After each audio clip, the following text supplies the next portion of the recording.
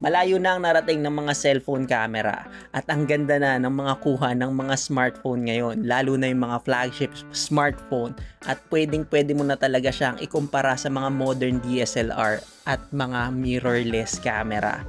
So para sa photography, para sa videography, kung wala ka pang budget para sa camera, yung suggestion or yung payo na mag-cellphone ka na lang muna is okay na siya talaga na option. Ba't mo ba nilalaglag yan, Minggu? Di yan laruan, Minggu.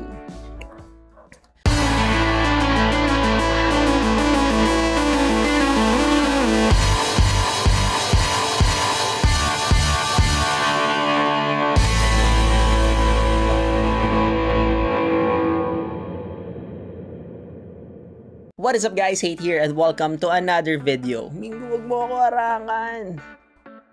So ngayon guys, mag-share na lang ako sa inyo ng mga opinion ko.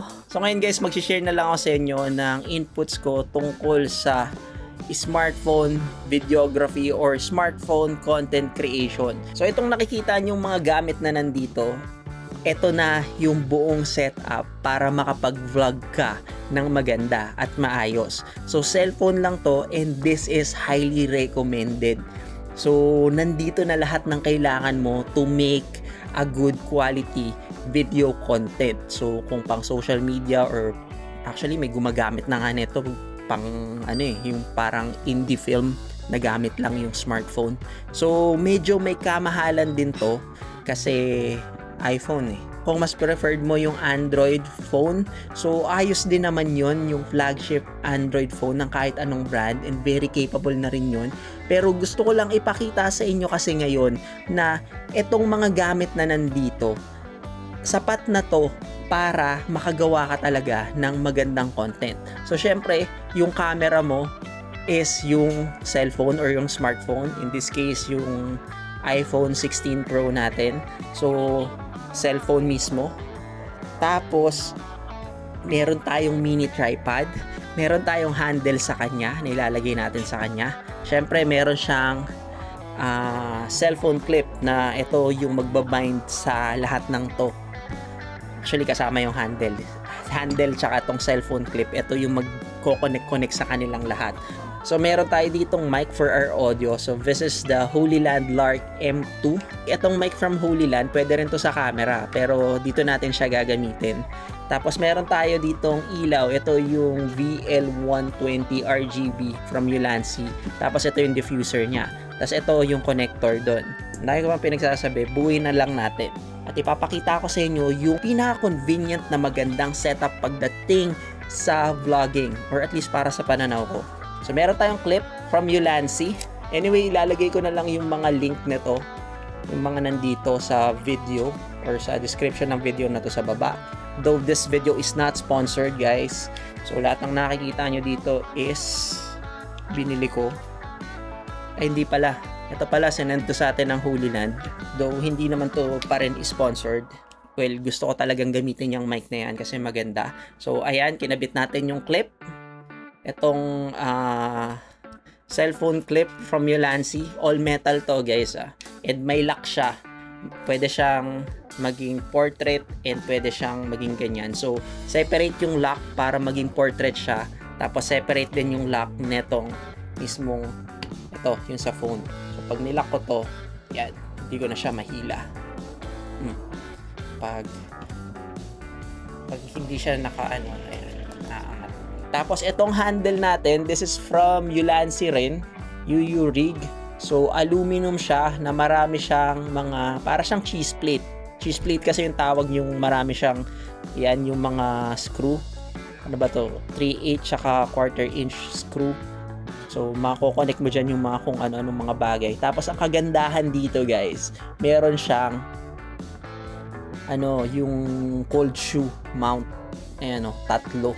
Dito, sa kabila, tsaka dito.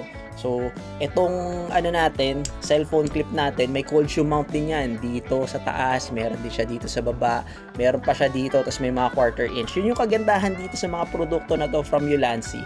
So, imagination mo lang yung limit kung paano mo siya gagamitin. So, ayan. Ito na yung pinaka-setup.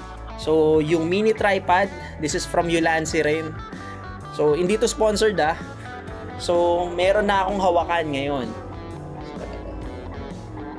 Hindi na siya gumagalaw. Nakalock yung clip natin. Nakalock din yung taas. So, hindi mo yun mahahatak. Hinahatak ko siya. Pero hindi mo mahatak. So, kung kailangan ko ng low angle shot, ito na yon.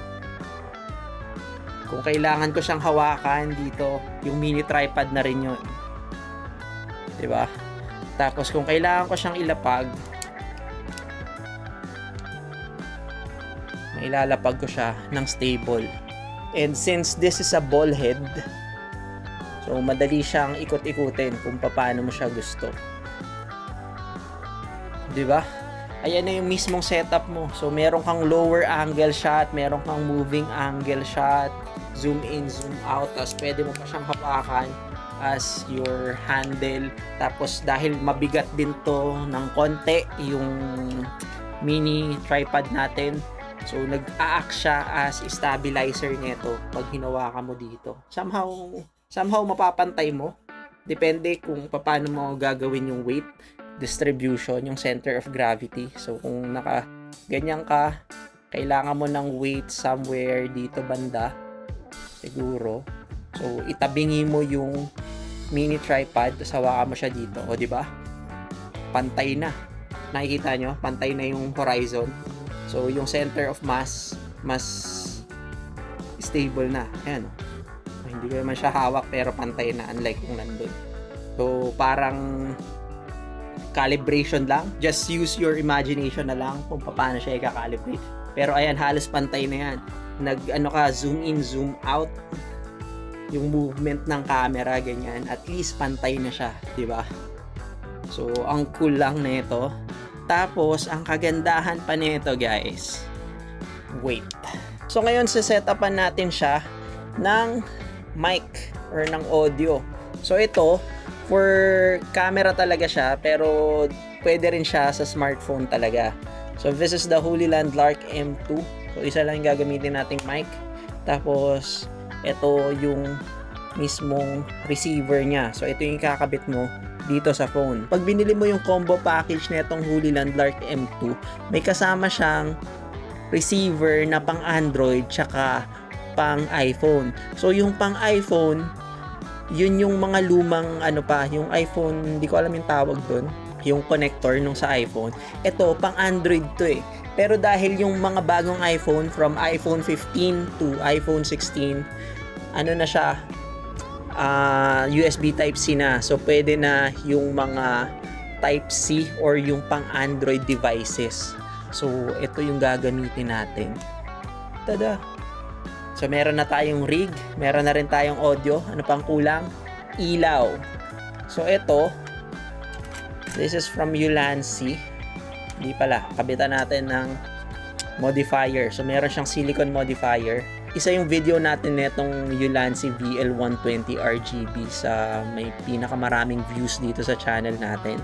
So, ito pa rin yung mismong ilaw na yon, more than 3 years ago na itong ilaw na to, pero ayos na ayos pa rin siya. Naka-blue pala siya ngayon. So, palitan natin na lagyan natin sa mga siguro yan 30%. Liwanag masyado. Baba natin. Yan, mga 16% lang. Yan.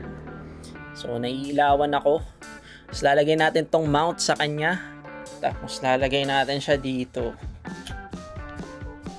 Tapos yung mic natin from Holyland, lalagay ko lang siya dito. Yan na. Complete vlogging setup na to, guys. Meron kang ilaw, meron kang mic na maganda, tapos meron kang mini tripod. So, pwede mo tong iba-ibahin. Pwede kang maglagay ng ibang tripod, yung mas malaking tripod, monopod, or gorilla pod, or kahit ano pa yung gusto mong i-connect dito. Pero para sa akin, ito na talaga yung pinaka-okay na smartphone vlogging setup rig. Pinaka-convenient. Tapos, low profile lang siya or super compact. Kasi, ayan no, meron ka ng hawakan dito sa taas na ganyan. Tapos meron ka dito sa baba na ganito. Tapos pwede ka na rin mag-vlog ng yung nakikita mo yung sarili mo. Tapos, ang dami kang pwedeng magawa eh. Just use your imagination na lang and creativity kung paano mo gagawin yung mga bagay-bagay. So, para sa akin, ito pa rin yung pinaka-okay na rig kung mag-vlog ka using your smartphone. Wala na siya yung mga kung ano-ano. Actually, meron din tayo dito eh. Yung ganitong rig, kung alam nyo to, yung dito mo ilalagay yung phone mo. Tapos dito maglalagay ka ng ilaw, ng mic, ng kung ano-ano. Tapos yung hawak mo ganito, dalawang kamay. Pwede rin naman isang kamay pero tama. Pwede sa left-handed, pwede sa right-handed. So, ganito. Na-review na rin natin to. Nagawa na rin natin to ng video. Pero sa tingin ko, bakit mo hawakan ng dalawang kamay yung cellphone? Mabigat ba yun? Okay yung mga ganito sa, ano ba tawag doon? Glider. Yung mga medyo mahaba. Yung Ronin. Ano bang Ronin yun? Basta yung malaking model ng Ronin na kailangan mo dalawang kamay kasi mabigat yung camera na laman niya, yung mismong rig. So, dahil cellphone lang to, ayos na yung isang kamay lang. 'Di ba? Tapos, ayan, may ilaw ka na. So, mas okay sa akin yung ganito kaysa yung ganito. Personally. Pero, kanya-kanyang taste naman yan.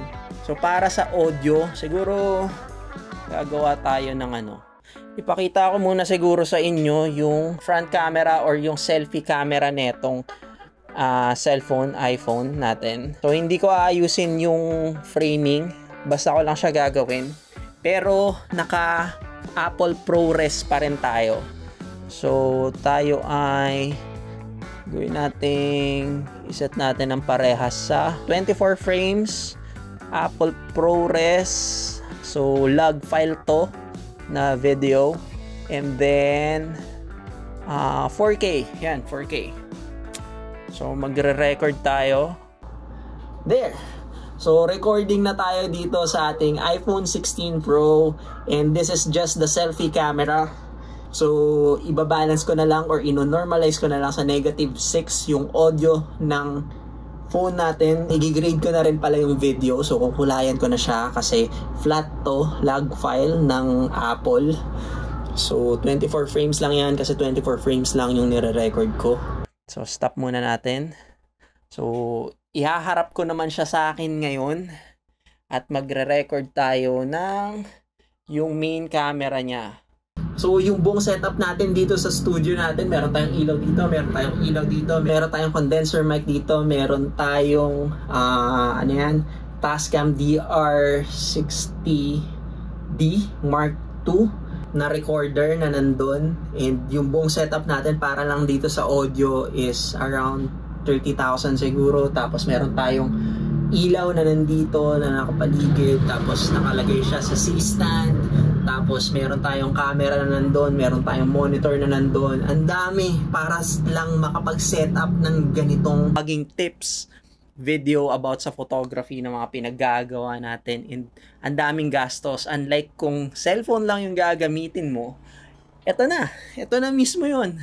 Ulitin lang natin yung audio test. Hindi pala na-record yung audio. Hindi ko alam kasi baka hindi ko naisagad yung connector netong or yung receiver netong Holyland dito sa phone natin. Kaya, ayan, inuulit natin. Ito yung front camera, front-facing camera, and then yung audio natin is yung Lark M2.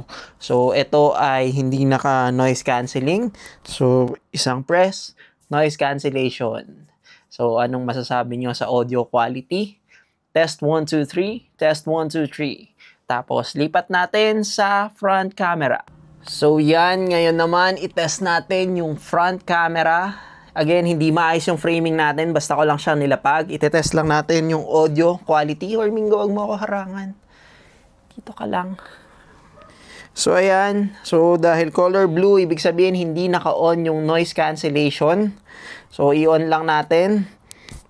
So, ayan naman ngayon yung quality. Again, naka-on yung noise cancelling. So, audio test 1, 2, 3. What is up guys? Hate here and welcome to another video of ang noise cancellation. So, test again. What is up guys? Hate here and welcome to another video.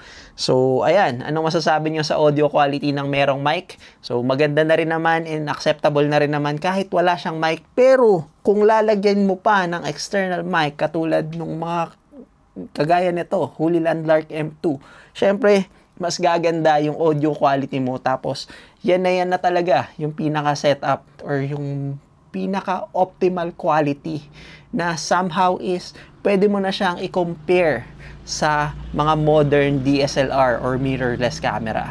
So, itong setup na to, stop na nga natin kasi itong setup na to, hindi rin naman tumura. Lalo na kung bibili ka pa ng mga external na accessories ng iPhone. So, halimbawa, external hard drive for storage ng mismong file, tapos yung pang-edit mo pa sa kanya, yung mga ganon. Pero makakapagsimula ka na and maganda na agad yung quality ng video na magagawa mo for, paano ba, half the cost. Kasi nagagandahan ako sa quality niya. Ewan ko kung nagagandahan ba kayo. So, mahal pa rin siya. Siguro gagastos ka ng mga more or less 100,000 pa rin para sa ganitong setup, lalo na kung iPhone. Pero hindi mo naman kailangan lagi ng iPhone. Pwede ka naman mag-Android talaga na half yung price niya and halos ganito na rin yung magagawa mo. Pero syempre, iba yung log file ng Apple or yung Apple ProRes na quality and kayo na lang rin yung humusga kung nagagandahan ba kayo. Pero hindi mo naman kailangan ng ganun kagad video quality.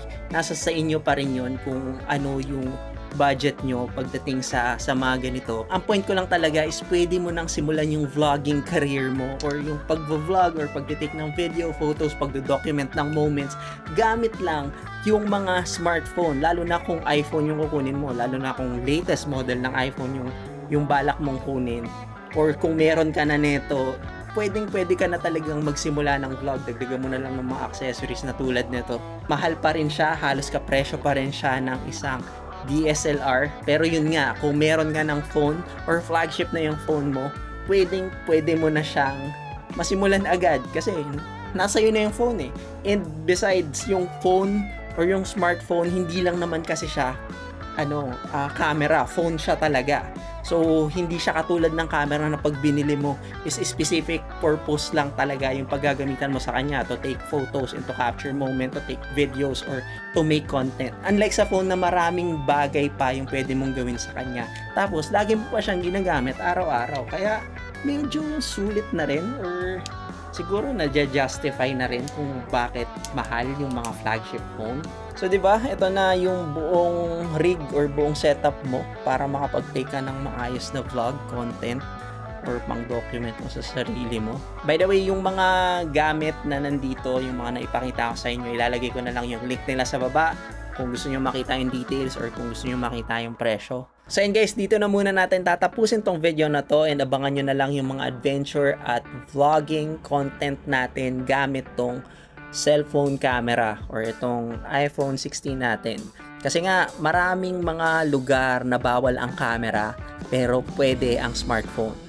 So kung yung smartphone mo is parang camera na din, tapos makakapaggawa ka ng content na parang kuha na rin ng camera.